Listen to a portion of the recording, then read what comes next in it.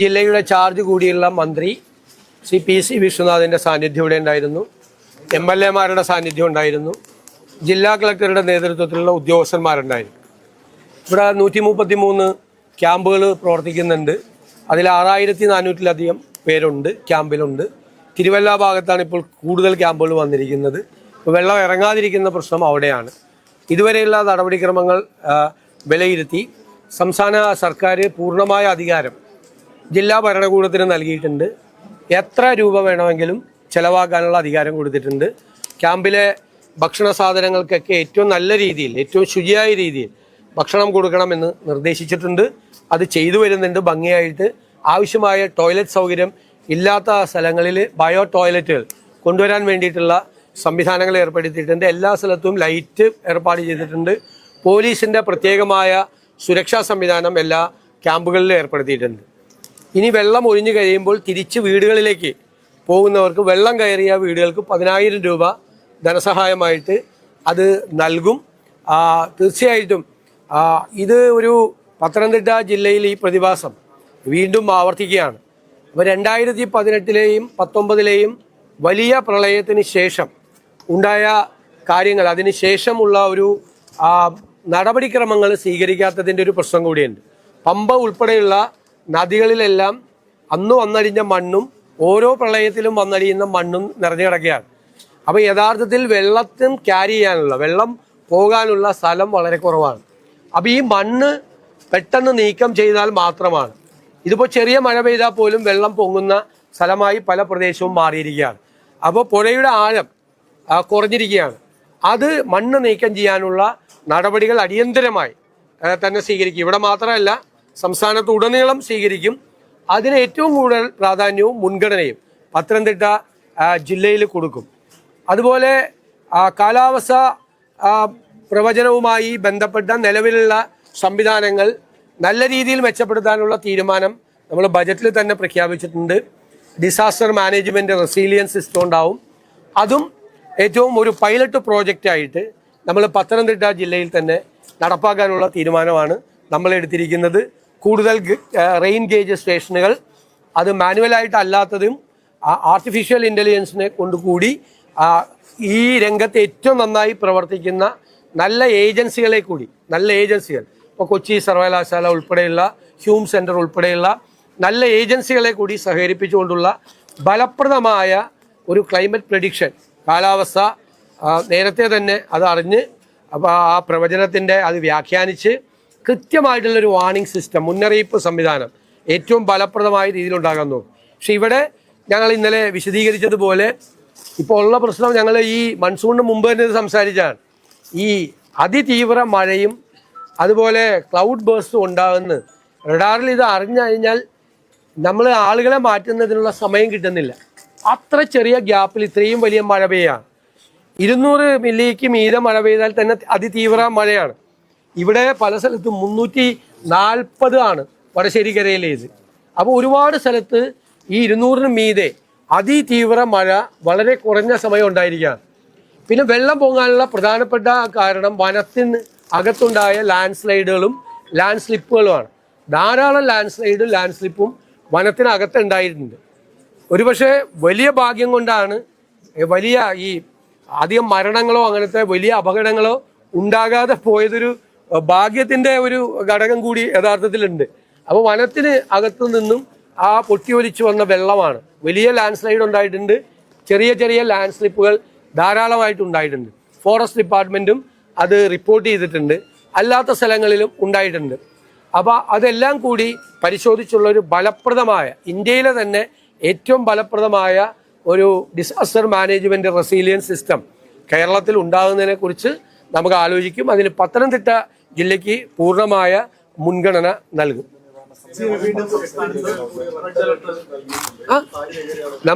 നമ്മൾ വളരെ സൂക്ഷ്മമായി നിരീക്ഷിച്ചുകൊണ്ടിരിക്കുകയാണ്. എല്ലാ സ്ഥലത്തും ആവശ്യമായ സന്നാഹങ്ങൾ ഏർപ്പെടുത്തിയിട്ടുണ്ട്. നമ്മൾ 2 ഹെലികോപ്റ്ററുകൾ അറേഞ്ച് ചെയ്തിട്ടുണ്ട്. ആവശ്യമായ സ്ഥലത്ത് വേണമെങ്കിൽ ഏരിയലായിട്ട് സപ്ലൈ ചെയ്യാൻ നമുക്ക് പറ്റും. അല്ലാത്ത സ്ഥലത്തുള്ള ഫുഡ് പാക്കേജുകൾ അറേഞ്ച് ചെയ്തിട്ടുണ്ട്. NDRFൻ്റെ ടീമിനെ എല്ലാ സ്ഥലത്തും റെഡിയാക്കി നിർത്തിയിട്ടുണ്ട്. പോലീസ് ഈ ഏറ്റവും നമ്മൾ സംശയമുള്ള സ്ഥലങ്ങളിലെ പോലീസ് സേന മറ്റ് സ്ഥലങ്ങളിൽ നിന്ന് കൂടി വിന്യസിച്ചിട്ടുണ്ട്. ഫയർഫോഴ്സിനെ വിന്യസിപ്പിച്ചിട്ടുണ്ട്. പോലീസിൽ തന്നെയുള്ള RTFനെ കൂടി, റാപ്പിഡ് ആക്ഷൻ ഫോഴ്സിനെ കൂടി സന്നദ്ധരായിട്ട് എല്ലാ സ്ഥലത്തും നിർത്തിയിട്ടുണ്ട്. നമുക്ക് ആകെ ഒരു ഭയമുള്ളത് ഈ അതിതീവ്ര മഴയാണ്. ഒരു മുന്നറിയിപ്പും ഇല്ലാതെ എവിടെയാണ് ഇത്, അത് ഏറ്റവും നമ്മൾ പറഞ്ഞല്ലോ ഏറ്റവും സെൻസിറ്റീവായ സ്ഥലത്ത്, പ്രത്യേകിച്ച് ഈ പശ്ചിമഘട്ട മലനിരകളിലെ സെൻസിറ്റീവായ സ്ഥലത്ത് അത് പെയ്യുമ്പോൾ ഉണ്ടാകുന്ന ലാൻഡ് സ്ലിപ്പുകളുമാണ് നമ്മളെ ഏറ്റവും കൂടുതൽ ഭയപ്പെടുന്നത്. പിന്നെ ഈ നദിയിൽ ഈ മണ്ണ് വന്ന് അടിഞ്ഞു കിടക്കുന്നത്. ഇപ്പം ഈ ഒരു പ്രളയം കൂടി കഴിയുമ്പോഴേക്കും ഒരുപാട് സാധനങ്ങൾ, ഒരുപാട് മാലിന്യങ്ങളും മണ്ണും എല്ലാം വീണ്ടും വന്ന് അടിയാണ്. അപ്പം അതാണ് ഇപ്പോഴുള്ള പ്രസന്റ് ആയിട്ടുള്ള നമ്മുടെ ഒരു വെല്ലുവിളി. അതാണ് ഇത് മാറിക്കഴിഞ്ഞാൽ നമ്മൾ അടിയന്തര പ്രാധാന്യം കൊടുത്ത് ഇനി അടുത്ത ഫ്ലഡ് വരെ കാത്തിരിക്കാതെ 5-8 കൊല്ലമായി ഇത് ഇങ്ങനെ കെട്ടിക്കിടന്നിട്ട് ഒരു നടപടി എടുക്കാതെ ആ മുന്നൊരുക്കം ഇല്ലാത്തതിന്റെ ഒരു പ്രശ്നം ഉണ്ടായിട്ടുണ്ട്. 150-ൽ മീതെയുള്ള ആളുകളുള്ള ക്യാമ്പുകളെല്ലാം രണ്ടാക്കാൻ വേണ്ടിയിട്ട് പറഞ്ഞിട്ടുണ്ട്. അത് നമ്മൾ അപ്രതീക്ഷിതമായി വന്നു ചേരുന്നതാണ്. അപ്പൊ പിന്നെ അതിഥി തൊഴിലാളികൾ ധാരാളം പേരുണ്ട് ഇവിടെ. അവരെ കോൺട്രാക്ടർമാരൊക്കെ അവരെ ഇങ്ങോട്ട് ക്യാമ്പിലേക്ക് പറഞ്ഞു വിടുകയാണ്. അവർ പ്രൊട്ടക്ട് ചെയ്യേണ്ടതാണ് കോൺട്രാക്ടർമാരെല്ലാം. അവരിങ്ങോട്ട് പറഞ്ഞു വിടുക. അപ്പോൾ അവർക്ക് ചില സ്ഥലത്ത് അങ്ങനെയാണ്, അവർക്ക് നമ്മളെ പാക്കറ്റ് ഫുഡ് പറ്റില്ല, അവരുടെ പ്രത്യേക ഭക്ഷണം വേണം, അത് പ്രത്യേകമായി ഉണ്ടാക്കി കൊടുക്കണം. അങ്ങനെയുള്ള ചില വിഷയങ്ങൾ ചില സ്ഥലത്തുണ്ട്. അത് പ്രത്യേകമായി അത് അഡ്രസ്സ് ചെയ്യാൻ വേണ്ടിയിട്ടുള്ള സംവിധാനം ചെയ്യുന്നുണ്ട്. 150-ലേറെ ആൾ കൂടിക്കഴിഞ്ഞാൽ അടുത്ത ക്യാമ്പ് തുടങ്ങാൻ വേണ്ടിയിട്ടുള്ള നിർദ്ദേശം കൊടുത്തിട്ടുണ്ട്. അല്ലല്ല, ആവശ്യത്തിലുള്ള ഉദ്യോഗസ്ഥരെ മറ്റ് ജില്ലകളിൽ നിന്ന് വിന്യസിപ്പിക്കും. അത് പറഞ്ഞിട്ടുണ്ട്, അവർക്ക് പറഞ്ഞിട്ടുണ്ട്, ജില്ലാ കളക്ടറോട് പറഞ്ഞിട്ടുണ്ട്. അത് റവന്യൂ ഡിപ്പാർട്ട്മെന്റ് അതിന് ആവശ്യമായ നിർദ്ദേശം കൊടുത്തിട്ടുണ്ട്. എത്ര വേണമെങ്കിലും ഉദ്യോഗസ്ഥന്മാരെ കൊടുക്കും. പിന്നെ നമ്മൾ മെഡിക്കൽ ക്യാമ്പുകൾ മെഡിക്കൽ ചെക്കപ്പ് കൃത്യമായിട്ട് എല്ലാ ക്യാമ്പിലും നടത്തുന്നുണ്ട് ഭംഗിയായിട്ട്. അത് ആരോഗ്യ സംവിധാനത്തിൽ നിന്ന് തന്നെ ഡിപ്പാർട്ട്മെന്റിന്റെ ഭാഗമായിട്ട് ചെയ്യുന്നുണ്ട്. അതുകൂടാതെ പത്തനംതിട്ട ജില്ലയിലെ പ്രധാനപ്പെട്ട സ്വകാര്യ ആശുപത്രികളുടെ നേതൃത്വത്തിൽ വിവിധ സ്ഥലങ്ങളിൽ മെഡിക്കൽ ക്യാമ്പുകൾ സംഘടിപ്പിച്ചും പരിശോധിക്കുന്നുണ്ട്. മറ്റ് രോഗങ്ങളൊന്നും ഉണ്ടാകാതിരിക്കാൻ വേണ്ടിയിട്ടുള്ള ശ്രമങ്ങൾ നടത്തുന്നുണ്ട്. ഇവർ തിരിച്ചു ചെല്ലുമ്പോൾ അവരുടെ കിണറിൽ ക്ലോറിനേഷൻ നടത്തി വെള്ളം ശുദ്ധീകരിക്കാൻ വേണ്ടിയിട്ടുള്ള മെറ്റീരിയൽസ് കൂടി അതുകൂടി ഇതിനോടൊപ്പം തന്നെ സപ്ലൈ ചെയ്യാനുള്ള സംവിധാനം ഏർപ്പെടുത്തിയിട്ടുണ്ട്. അല്ല, ചെയ്തല്ലേ പറ്റുള്ളൂ. നമ്മൾ അതെല്ലാത്തിനും റെഡിയാണ്. എല്ലാ കാര്യങ്ങളും ചെയ്യുന്നതിന് വേണ്ടിയിട്ട് റെഡിയാണ്. ഏതെല്ലാം ജില്ലകളാണ് എന്ന് പരിശോധിച്ചിട്ടുണ്ട്. അതിൽ ഏറ്റവും അപകട സാധ്യതയുള്ള പ്രദേശങ്ങളെ ഐഡന്റിഫൈ ചെയ്തിട്ടുണ്ട്. അവിടെ പ്രത്യേകമായ സംവിധാനങ്ങൾ ഇറക്കും.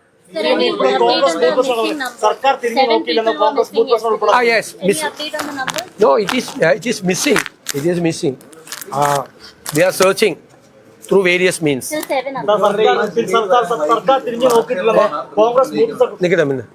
ജില്ലയിലേക്ക് വരാൻ വൈകിയെന്നുള്ള ആക്ഷേപമാണ് പ്രതിപക്ഷം ഉന്നയിക്കുന്നത്. ഇപ്പോഴാണ് വരേണ്ടത് ജില്ലാ സംഘടന ചോദിക്കുന്നുണ്ട്. അതല്ല, അത് ഇവിടെ മന്ത്രി മണിക്കൂറുകൾക്കകം ഇവിടെ ഒരു മന്ത്രി എത്തി, മനസ്സിലായില്ലേ? ഈ സംഭവം ഉണ്ടായി.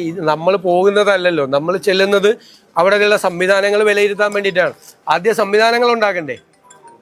വെളുപ്പിന് 5 മണിക്ക് അറിഞ്ഞത് മുതൽ എല്ലാ മന്ത്രിമാരെയും ജില്ലയിൽ ബന്ധപ്പെട്ടു. അവരെല്ലാവരും ആ സ്ഥലത്തെത്തി. എല്ലാ MLA-മാരെയും ബന്ധപ്പെടുത്തി, എല്ലാ കളക്ടർമാരെയും ബന്ധപ്പെട്ടു.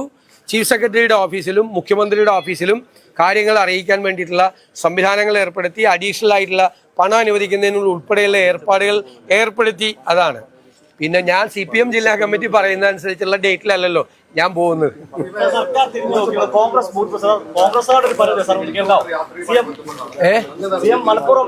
എന്താണ്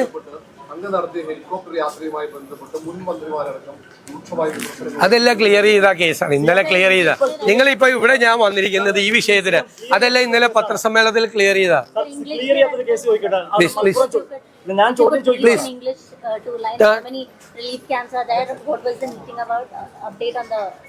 Now we have reviewed the rehabilitation process and other measures in Pathanamthitta districts. There are more than 133 camps. The inhabitants are more than 6,000. The camps, all measures are taken by the government to provide the food, shelter, and toilets were arranged. And then now we are providing sufficient help when they are going back to their home. also. We have made all arrangements. വെള്ളം ചുറ്റപ്പെട്ട സ്ഥലങ്ങളിൽ ചില ക്യാമ്പുണ്ട്. അപ്പൊ അവിടെയുള്ള വെള്ളത്തിലൊക്കെയാണ് സാധനങ്ങൾ എത്തിക്കാൻ കഴിയത്തുള്ളൂ. അപ്പൊ അങ്ങോട്ടേക്ക് ഒരു പ്രത്യേക ഒരു സംവിധാനങ്ങൾ ചെയ്യുന്നുണ്ട്. അതിന് ആവശ്യമായ ബോട്ടുകളെല്ലാം ഉണ്ട്. ബോട്ടുകളെല്ലാം എല്ലാ സ്ഥലത്തും ആവശ്യമായ 14 മത്സ്യത്തൊഴിലാളികളുടെ ബോട്ടുകൾ നേരത്തെ തന്നെ കൊല്ലത്തുനിന്ന് ഇവിടെ റെഡിയാക്കിയിട്ടുണ്ട്. 14 എണ്ണം ആലപ്പുഴയിൽ നിന്നും കൊല്ലത്തു നിന്നുമായിട്ട് എല്ലാ സാധനങ്ങളും എത്തിക്കാനുള്ള സമയം. ഏത് ക്യാമ്പിലാണ് കുറവെന്ന് പറഞ്ഞു കഴിഞ്ഞാൽ മിനിറ്റുകൾ കൊണ്ട് അവിടെ എത്തിക്കാൻ വേണ്ടിയിട്ടുള്ള ആ സംവിധാനങ്ങളുണ്ട്. ക്യാമ്പുകളിൽ എല്ലാ സാധനങ്ങളും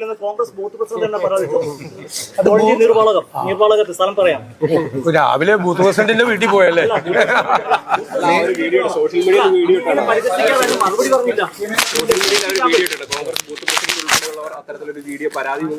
ഏത് ക്യാമ്പിൽ എവിടെയാണ് പരാതി എന്ന് പറഞ്ഞാൽ അപ്പൊ തന്നെ പരിഹരിക്കും. 133 ക്യാമ്പുകളും 6400 പേര് നിൽക്കുകയാണ്. അത് CPM-കാര് പറഞ്ഞാലും ആര് പറഞ്ഞാലും പരിഹരിക്കും. എല്ലാ നിങ്ങള് ഞാൻ പറഞ്ഞുതരാം, കൈരളി TV ഒന്നും ഈ ജനങ്ങൾ കഷ്ടപ്പെടുകയും പ്രയാസപ്പെടുകയും ചെയ്യുമ്പോ കുത്തിത്തിരിപ്പ് ഉണ്ടാക്കി ഇറങ്ങണ്ട. അല്ല, ഒരു കുത്തിത്തിരിപ്പ് പുറത്തു വന്നല്ലോ. ഒരു പാവ സ്ത്രീയെ കൊണ്ട് ഏരിയ കമ്മിറ്റി സെക്രട്ടറി പറഞ്ഞതൊക്കെ പുറത്തു വന്ന് നാണം കെട്ട് നിൽക്കുക. ഇനിയും നാണം കെട്ടണ്ട.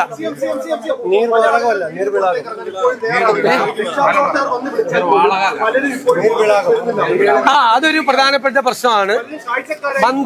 മന്ത്രിയും MLA-മാരും ആ പരാതി പറഞ്ഞു. പല വീടുകളിൽ നിന്നും നമ്മൾ ഇവാക്യുവേഷൻ നടത്താൻ വേണ്ടിയിട്ട് നിർദ്ദേശം കൊടുക്കുമ്പോൾ അവർ പോരുന്നില്ല. അവർ ചില വീട്ടിലൊക്കെ 2ാമത്തെ നിലയിലൊക്കെ നിൽക്കുകയാണ്. അത് വെള്ളം കയറി കഴിഞ്ഞാൽ പിന്നെ നമുക്ക് അവിടെ പോയി അവരെ രക്ഷപ്പെടുത്താൻ ബുദ്ധിമുട്ടായിരിക്കും. അതുകൊണ്ട് ഞങ്ങൾക്ക് എല്ലാവരോടും പറയാനുള്ളത്, ഉദ്യോഗസ്ഥന്മാരുടെയും ജനപ്രതിനിധികളുടെയും ആ അപേക്ഷ പരിഗണിച്ച് ഈ ഇവാക്യുവേഷൻ നടത്തുന്ന ആളുകളെ മാറ്റിപ്പാർപ്പിക്കുന്ന സ്ഥലത്ത് അതുമായിട്ട് പൂർണ്ണമായി സഹകരിക്കണം എന്ന് ഞാൻ കൂടി വിനീതമായി അഭ്യർത്ഥിക്കുകയാണ്.